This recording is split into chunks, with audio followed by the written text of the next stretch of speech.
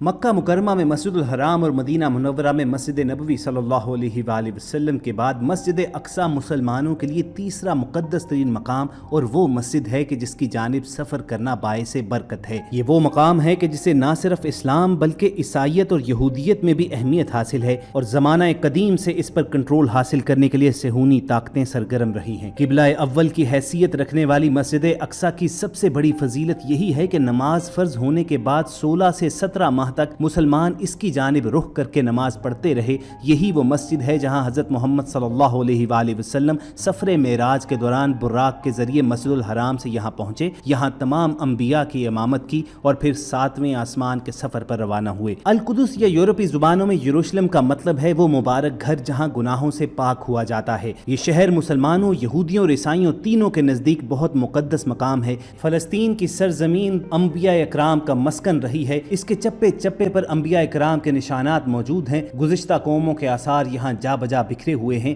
اس ارض مقدس کا مشہور اور قدیم شہر القدس کہلاتا ہے۔ یہ شہر 2 حصوں میں تقسیم ہے، ایک پرانا اور دوسرا نیا شہر۔ پرانے شہر کے چاروں طرف اونچی دیواروں کا احاطہ ہے اور اسی شہر میں تمام مقدس مقامات پائے جاتے ہیں۔ عمومی طور پر مسجد اقصی کے نام کا اطلاق پورے حرم قدسی پر ہوتا ہے، جس میں سنہری گنبد یعنی گنبد صخرہ بھی شامل ہے۔ گنبد صخرہ کو مسجد اقصی کے صحن کے وسط اور قدس شہر کے جنوبی مشرق کی جانب بنایا گیا ہے۔ آج کل سوشل میڈیا پر گنبد کی تصاویر شیئر ہونے کی وجہ سے اکثر مسلمان اسے ہی مسجد اقصی خیال کرتے ہیں، حالانکہ ایسی کوئی بات نہیں۔ مسجد بڑے صحن کے جنوبی حصے میں واقع ہے، جبکہ یہ گنبد صحن کے درمیان میں اونچی جگہ پر موجود ہے۔ حضرت یعقوب علیہ السلام کو مسجد اقصی کا معمار مانا جاتا ہے، بعد میں اس کی حضرت داؤد اور ان کے بعد حضرت سلیمان علیہ السلام نے تجدید کروائی۔ جب حضرت عمر فاروق رضی اللہ تعالیٰ عنہ کے زمانے میں بیت المقدس فتح ہوا تو حضرت عمر رضی اللہ تعالیٰ عنہ نے صخرہ اور براق باندھنے کے مقام کے قریب مسجد کی تعمیر کا حکم دیا۔ مسجد صخرہ کی تعمیر کئی مراحل سے گزری۔ 492 ہجری میں ہونے والی صلیبی جنگ کے بعد جب عیسائیوں نے بیت المقدس پر قبضہ کیا تو انہوں نے مسجد صخرہ کی تعمیر میں بہت رد و بدل کی۔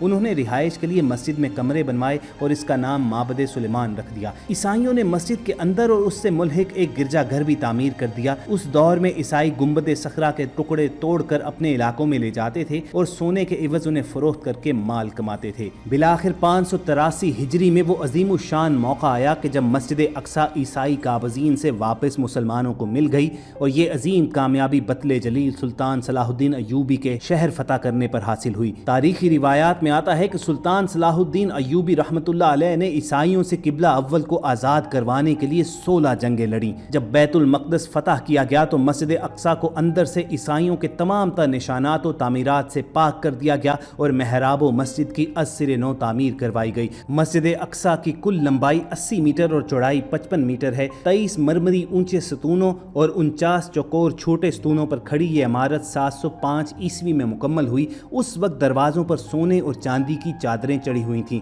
اسرائیلی قبضے کے بعد فی الحال مسجد اقصی کو 2 حصوں میں تقسیم کر دیا گیا ہے۔ ایک حصے پر یہودی انتظامیہ قابض ہے، جبکہ صرف دوسرے حصے پر مسلمانوں کو جانے کی اجازت ہے۔ عام طور پر مسجد اقصی کے 2 دروازے مسلمانوں پر بند رہتے ہیں، مگر اسرائیلی فورسز عید کے موقع پر انہیں کھولتے ہیں اور ان راستوں کی فوٹیج ہمیں بہت کم دیکھنے کو ملتی ہے۔ مسجد اقصی میں مقام ابراہیم علیہ السلام، مقام سارہ علیہ السلام، مقام یوسف علیہ السلام کا عام طور پر مشاہدہ کرنا آسان نہیں ہے، کیونکہ اس تمام حصے پر یہودی انتظامیہ قابض ہے۔ صرف عیدین کے موقع پر اس حصے کو مسلمانوں کے لیے کھول دیا جاتا ہے، لیکن یہ مشاہدے کی بات ہے جو حصہ یہودیوں کے نام سے منسوب ہے وہاں پر مسلمانوں کی رسائی نہیں ہے، اور جس حصے کو مسلمانوں کے لیے مختص کیا گیا ہے وہاں پر یہودی بڑی آسانی کے ساتھ آ جا سکتے ہیں۔ مسجد اقصی کے تمام احاطے ہی نہیں بلکہ اس کے آس پاس کا علاقہ بھی تمام مذاہب کے لیے انتہائی اہمیت کا حامل ہے۔ مسجد صخرہ اور مسجد اقصی کے قریب قبرستان ہے جس کی بڑی اہمیت ہے۔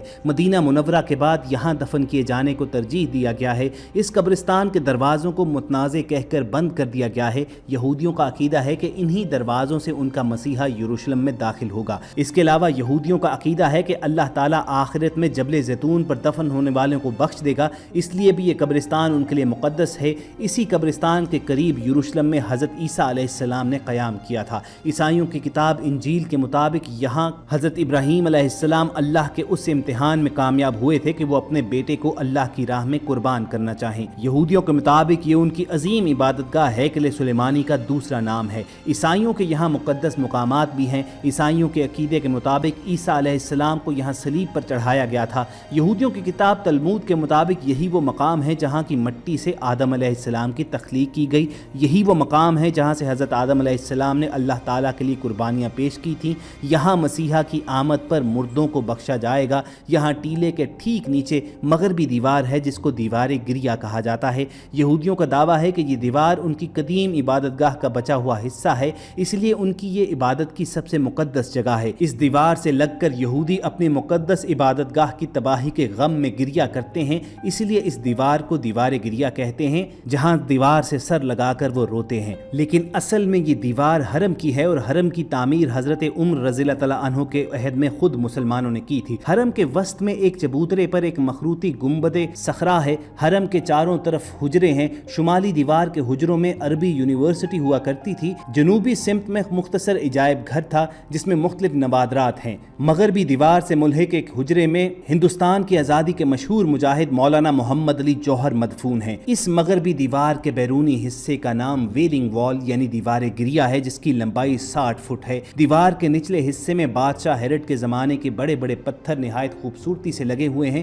اور اوپر کے حصے پر رومی طرز کے بڑے بڑے پتھر نصب ہیں۔ دیوار پر جدید طرز کی نقش و نگاری کی گئی ہے۔ اس دیوار کی اہمیت یہودیوں کی تاریخ اور دینی نسبت سے ہے۔ خاص طور پر یہودی مرد و زن مذہبی تہواروں کے علاوہ ہفتہ وار دیوار گریہ کی زیارت کرتے ہیں۔ 1929 عیسوی میں یہودیوں نے القدس اور خصوصاً دیوار گریہ پر اپنی ملکیت کا دعویٰ کیا۔ اقوام متحدہ نے کمیشن قائم کیا جس نے مکمل چھان بین کے بعد یہ فیصلہ دیا کہ قانونی اور تاریخی اعتبار سے دیوار گریہ حرم ہی کا ایک حصہ ہے جس پر مسلمانوں کا قبضہ ہے اور ان کے مالکانہ حقوق بالکل درست ہیں۔ یہودیوں کو صرف اس قدر حق حاصل ہے کہ وہ اس کی زیارت کے لیے یہاں پر آ سکتے ہیں، لیکن بعد میں برطانیہ اور مغربی اقوام کی سازش سے فلسطین میں یہ المناک صورتحال پیدا ہوئی کہ 14 اور 15 جولائی 1948 کی درمیانی رات اسرائیل کے قیام کا اعلان کیا گیا اور شہر بیت المقدس کے کچھ حصے پر یہود کی اس نام نہاد حکومت کو قبضہ دے دیا گیا۔ یہ دنیا کی تاریخ کی سب سے بڑی سازش ہے، اور اس سازش کا ایک پہلو یہ بھی ہے کہ ساری دنیا کے ذہنوں سے مسجد اقصیٰ کے خاکے کو مٹایا جا رہا ہے۔